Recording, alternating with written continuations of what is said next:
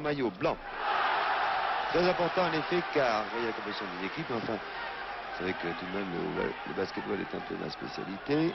On aurait les numéros des joueurs au fur et à mesure. C'est un match très important car l'URSS qui est en tête de la poule avec 6 matchs, 6 victoires.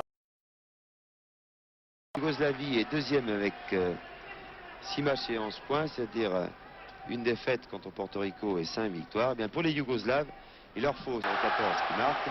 Il leur faut à tout prix gagner, sinon ils ne sont pas qualifiés pour les demi-finales. Quand Kozic, alors que le numéro 13, là c'est Nicolas Plekac qui marque. Un des meilleurs meneurs de jeu, un des joueurs les plus adroits. C'est le numéro 13, vous voyez, il a le magnifique Cuba qui sera deuxième, qui a battu le Brésil aujourd'hui par 64 à 63. Alors finalement l'Union soviétique va remporter ce match. Vous voyez 44 à 40, en quelque sorte non pas éliminés car ils vont continuer à jouer. Là c'est Serge Belov, le numéro 10, très adroit à mi-distance. Il n'a aucun lien de parenté avec Alexandre Belov, le grand de Metz.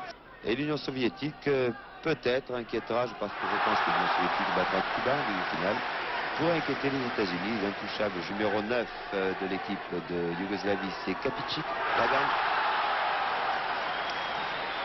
Le 6 qui vient de marquer, c'est Jelovac, Vinko Jelovac, 2,10 m, vous voyez comme il est très grand. Et au début, je vous l'ai dit, 2 points seulement d'avance pour l'Union soviétique, mais Serge Belov à mi-distance. C'est lui là à récupérer. Zermak qui mesure lui 1,90 m. Sur la contre-attaque, et à ce moment-là, les Yougoslaves en marquent duré à peu près 10 minutes. Hein.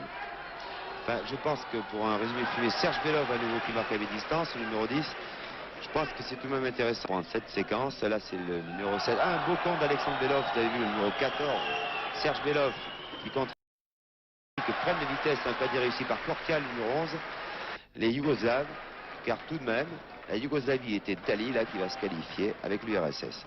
Donc c'est un peu une surprise de ces jeux, alors que le numéro 7, Zarmu Ahmedov, de Metz, les champions du monde, ne sont pas parmi les 4 meilleurs. Là, toujours Kozic. Bien joué, vous voyez, 2,10 m. C'est un basketteur 70 à 59, 11 points d'avance à 3 minutes. Ici, on ne marche que par sigle.